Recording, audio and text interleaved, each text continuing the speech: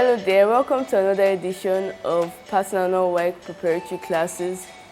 Today we'll be treating some topics in maths, namely we're going through angle of elevation and depression, we'll be going through Venn diagram and geometry. So our first question will be from year 2015, question 6A, and the Venn diagram problem. It says, illustrate the following statement in a Venn diagram. All good literature students in school are in general arts class. So we have to use the diagram to determine some conditions we'll be given after. But first, let's create or draw our Venn diagram. So we have all good literature students denoted as GLS, and also we have the general arts class denoted as W.A.E.C. So the Venn diagram is supposed to show the relationship between all what we just said now, and we can see that all good literature students, according to the question, let's say this is all good literature students are all also members of the general arts class. So the good literature students are a subset of the general arts class. So we have this, or we can do it like this: good literature students, general arts class. Okay, so this is our Venn diagram. And from the Venn diagram, we're asked to show or determine whether the following statements are valid. So our first statement is that Vivian is in general arts class, therefore she is a good literature student. Now, according to this Venn diagram, we can see that even though she's in the general arts class, it's possible she falls along this place. So it's not necessary she's a good literature student. So the question BI, the first validation, it is not valid. It is not valid. It is not necessary that she's a good literature student because she's in the general arts class. Question 2, Aldo is not a good literature student, therefore he is not in the general arts class. Also, that is not valid because even though he's not a good literature student, he could also be in the general arts class. He could fall anywhere along this line. So therefore, the statement is not valid. Our last statement is Kweku is not in the general arts class, therefore he is not a good literature student. So for you to be a good literature student at all, you must at least be in the general arts class. And if he's not in the general arts class, it's not possible for him to be a good literature student. So statement B is a valid statement. Okay, so we have to be very careful when handling set questions because they tend to be tricky. So moving to our next question. Our next question is from year 2016, question 6B. It says, out of 95 travelers interviewed, 7 traveled by bus only, 3 by train and car only, 8 traveled by all 3 means of transport. The number X of travelers who traveled by bus only was equal to the number who traveled by bus and car only. If 47 people traveled by bus and 30 people by train, represent the information in a Venn diagram. Okay, so our total number of travelers are 95. Total number of travelers is 95. And then we have those that travel. We have to pay attention to the keyword only. When you have the word only, that means those are the only people. They've already subtracted it from the total amount of people, so you don't need to do any workings along that line. So total travelers by bus, train and bus only. So let's say T represent train, B denotes bus, and C denotes car. So train and bus only equals 7. Train and car only equals 3. All 3 means of transport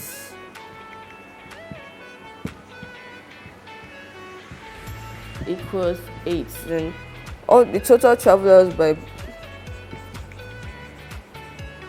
bus is 47. Travelers by train is 30. Then we have an unknown, travelers by bus only, which also equals travelers by bus and car only, which equals x. So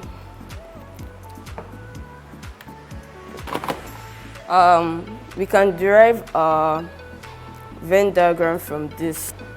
Okay, so our Venn diagram, we have our total as 95.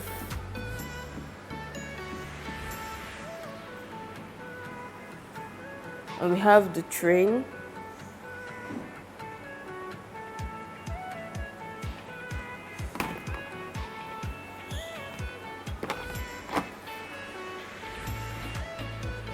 We have the bus.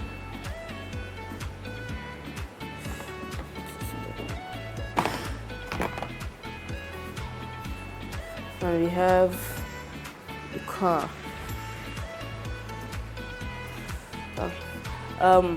Okay, so we have total for train and bus only, we have 7 travelers.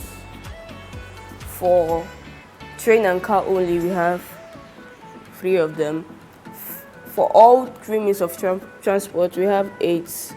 And then bus and car only is x, while bus only is also x.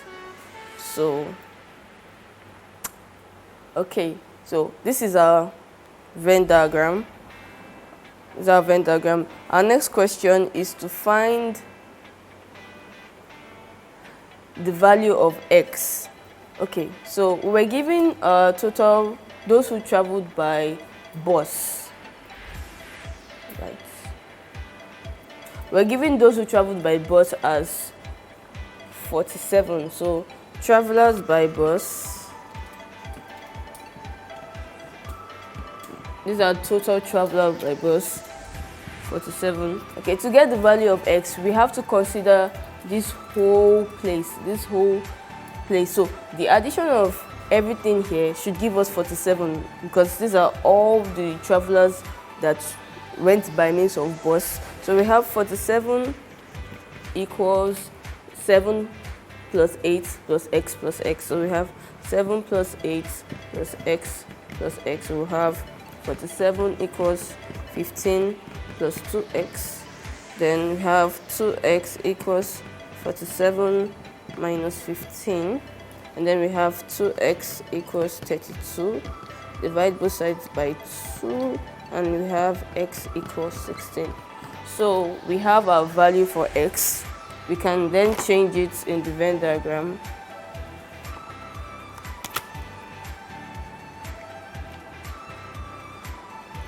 Okay, so the next question says we should calculate the number who traveled by at least 2 means of transportation.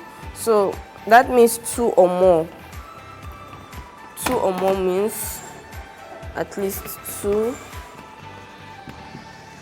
So it's 2 or more means. So we have this is for 2. And then this is for 3. So 2 or more falls along this side of the Venn diagram. So we have 7 plus 3 plus 8 plus 16. And this would give us 34. So we have 34 travelers that went through at least 2 means of transport. So that will be all for Venn diagrams. We'll be moving into angle of elevation, and depression. Our first question is from year 2017, question 3A. It says, the angle of depression of a point P on the ground from the top C of a building is 23.6 degrees. If the distance from P to the foot of the building is 50 meters, calculate correct to the nearest meter the height of the building. Okay, so for clarity, it's always good to show your, it's also part of the working, but it also helps you when you show your diagram. So we have an angle. Okay, so our angle of depression is looking down from here. The angle of depression is 23.6 from the top of the building T. Okay. So the question says the distance from P to the foot of the building. This is the building. P to the foot of the building is 50 meters. So we have to find the height of the building. Okay. So, this is a right angle triangle, so we can use SOHCAHTOA. And the longest part of the triangle is the hypotenuse. And okay, since this is 23.6 degrees, this will also be 23.6 degrees. So the opposite to the angle is H, and our adjacent is 50 meters. So we have our opposite and adjacent. So we'll use this part of the formula. So we have tan theta equals opposite over adjacent. So tan 23.6 degrees would give us, opposite is H and over 50. So our height, the height of the building equals tan 23.6 times 50. So using our calculator, tan 23.6 is approximately 0.4369 times 50, which will give us 21.845, which is approximately 22 meters. So we have the height of our building. Our next question, also along the same line of depression and elevation, we have a question from 2013, question 5. A boy 1.2 meters tall stands 6 meters away from the foot of a vertical lamp pole 4.2 meters long. If the lamp is at the tip of the pole, then you are to represent the information in diagram. Next. So moving to our diagram, boy is 1.2 meters tall, and then is 6 meters away from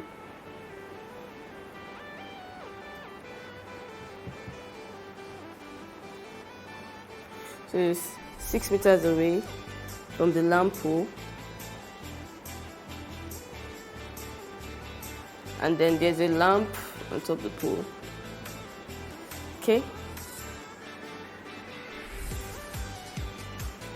So the thing is that when the lamp shines on the boy, you're going to give what's the word? You're going to give a shadow. There's going to be a shadow on the floor, and that's going to have a length, some length that we don't know. Let's say S for shadow. So, okay, longer.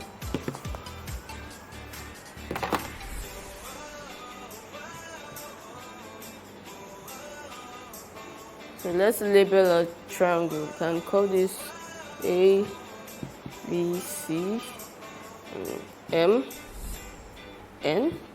Okay. So yes. So what to determine this is our this is our diagram. Yeah, there's an angle here, there's an angle here. All these are right angle triangles, right angles rather. So we are to determine the length of the shadow from question II, question B. We are to determine the length of the shadow. So one thing to know is that we have similar triangles in this question. So we have this triangle is similar to this triangle. It's denoted like this. Let's put an X here for the labeling. Okay, so it's denoted like this. Triangle MBX is similar to triangle ABC. So this triangle and this triangle are similar. So we can use that to solve for S. So using similar sides of the triangle, which is we can have the adjacent over the opposite for both triangles. So we have, for this triangle, the adjacent is S over 1.2, the opposite, equals the adjacent of this bigger triangle is S plus 6 over the opposite is 4.2.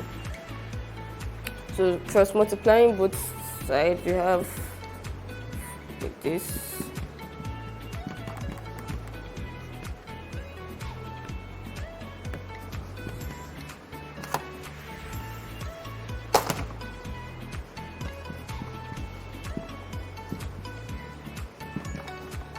So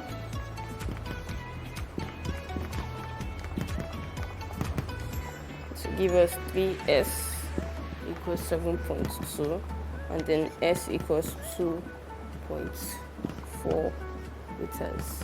So we found the value for the length of the shadow.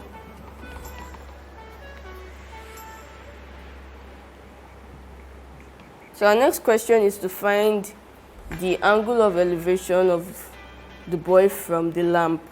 So this is what we're looking for.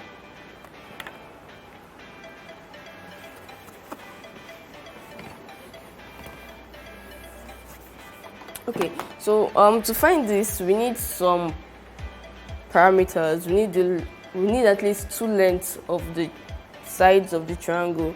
So from looking at the triangle we have, the diagram we have here, we can see that this is a rectangle, and the rectangle has two equal sides. So this side is equal to this side. So this is 1.2 also, and this side is equal to this side, which is 6 meters also. Okay, also looking at the side of the diagram, we know this length is 1.2 and this whole length is 4.2. So to find the length of this side, we would have AC equals, okay, we're looking for this AN rather. AN equals AC minus NC. So we have AN equals 4.2 minus 1.2, and AN therefore is 3 meters. So the length of this place alone would give 3 meters. So we have 3 meters as the length of A to N. So from here we can find angle theta using SOHCAHTOA again. From what we see here, we have our opposite and our adjacent. So we can move on to say that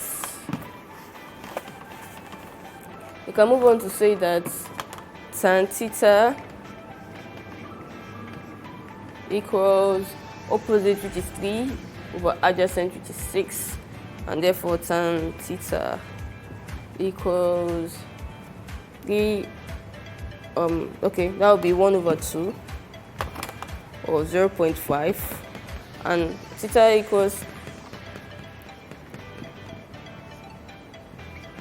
inverse tan of 0.5, which would give us 26.56 degrees. But the question says nearest to the to the nearest meter, so we would be approximating to 27 degrees.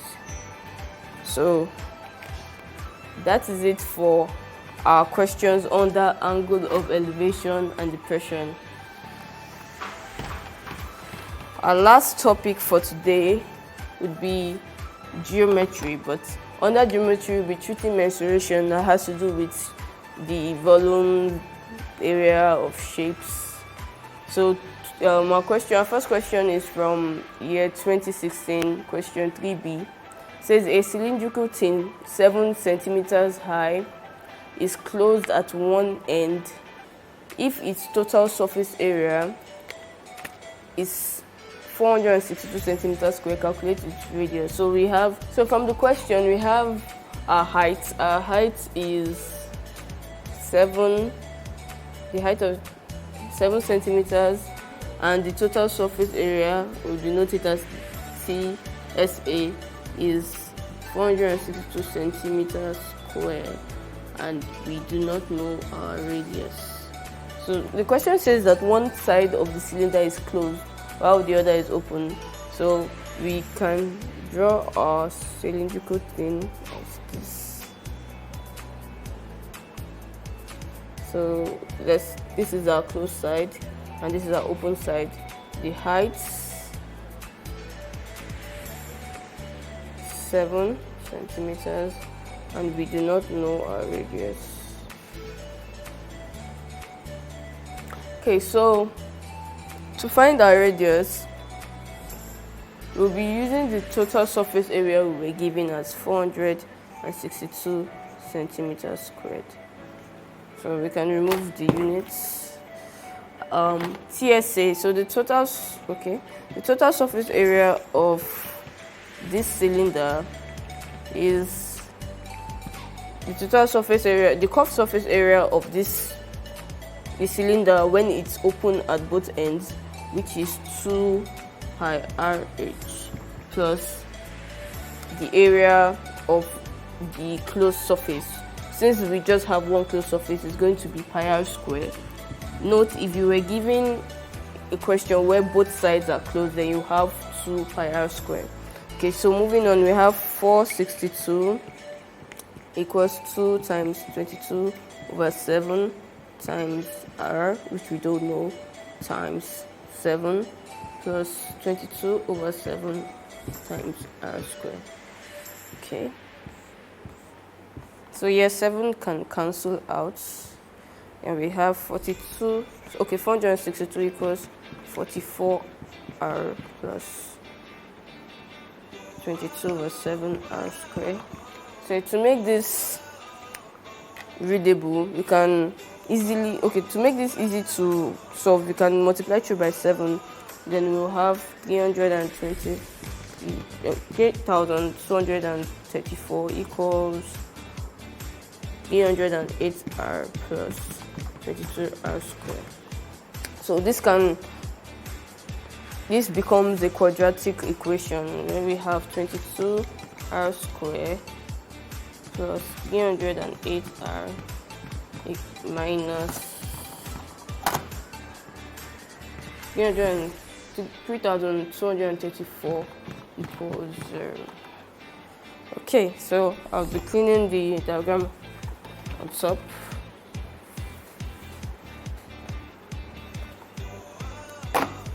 Looking at this, it's going to be difficult to factorize this, so I'd advise you use your quadratic formula. And when you use your quadratic formula, you would find that r is 7 or minus 21 centimeters. So obviously the radius of a cylinder cannot take a negative value, so we know that r equals 7 centimeters. Okay, so our next question on that, our next sub question on that same question. Okay, last question on the geometry mensuration is 2015 question 12. Says a water reservoir in the form of a cone mounted on a hemisphere fits exactly to the base of the cone and the height of the cone is 6 times the radius of its base. Illustrate this in a diagram. Okay, so our diagram, we have a cone mounted on top a hemisphere, and it fits exactly to the base. So we have something like this.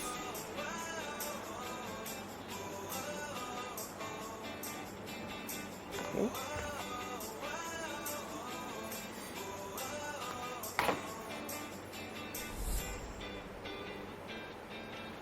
So the height of the cone is 6 times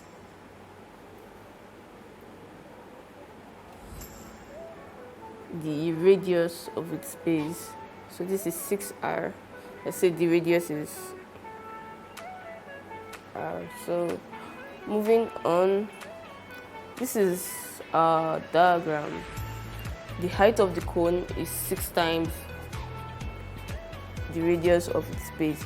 So from the diagram, we're supposed to find the value. If the value of the reservoir is, the volume of the reservoir is 3,300. If the volume of the reservoir is 333.5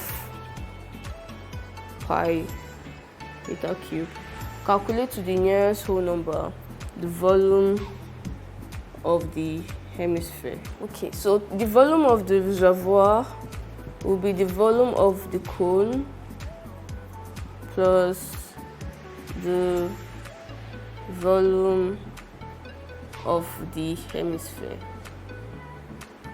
And the volume of a cone is 1/3 pi r squared h plus the volume of the hemisphere is 2/3 pi r squared r cube.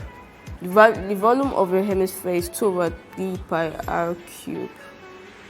Okay, so we have 333.5 equals 1/3 times 22/7 times r squared times 7 times 6r plus 2/3 times 22/7 times r cube. Okay. Wow. So it's a lot of work. Okay, cancelling this out, we have 2 here. How did I even cancel this thing? Oh, I'm stressing. So we have 333.5 pi equals 1/3 pi r squared. H is 6r plus 2/3 pi r cubed. So one thing we notice is that every entry in this equation has pi in it, so we can cancel pi out. So we have, this is the same as 1,000/3 equals 6r cubed over 3 plus 2/3 r cubed. Okay, so this will give us 1,000/3. They have the same denominator, so, and they have the same, these two have the same denominator, so we have 6 plus 2, which will give us 8/3 r cubed. So we can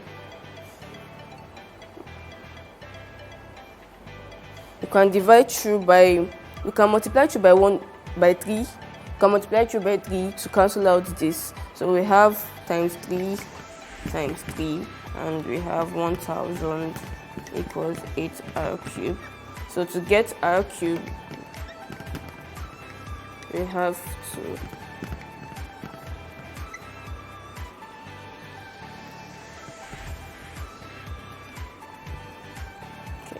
so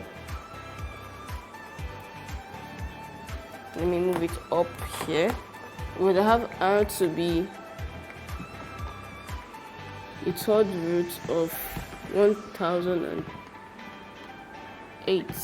So this will give us 10 over 2, and r equals 5 meters.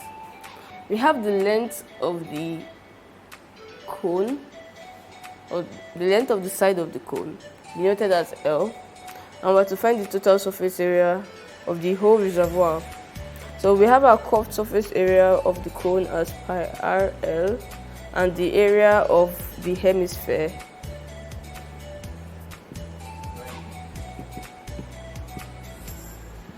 as 2 pi r squared.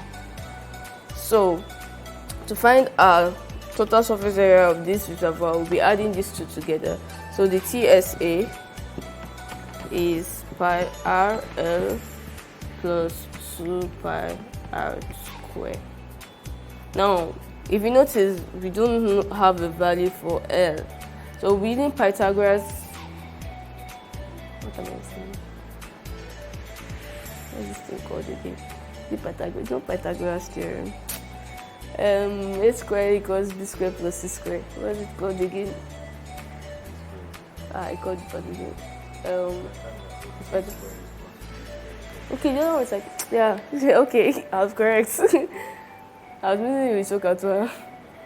Okay, using Pythagoras theorem, where the hypotenuse square equals adjacent square plus opposite square, we would apply it in this situation where we have L square equals R square plus 6R all squared. So we have L squared equals R squared plus 36 R squared. L squared equals 37 R squared. And then L equals square root of 37 R squared. The square root of R squared is R, so we have R outside, square root of 37. So this is our value for L. So using this, we've gotten our R already as 5, so we can change this to 5 root 37. 5 root 37. So to solve our question, now we know L is 5 root 37. So we have 22 over 7 times 5 times 5 root 37 plus 2 times 22 over 7 times 5 squared. Multiplying through by 7. When you multiply everything by 7, multiplying through everything, you have 477.93 plus 157 plus 14, and this will give you 635.1 meter. So this is the total surface area of the reservoir. Okay, with these questions we solved, I hope you were able to understand the concepts. You can go along the Passnownow materials online to get more information and have more time to practice questions related. Thank you. See you next time.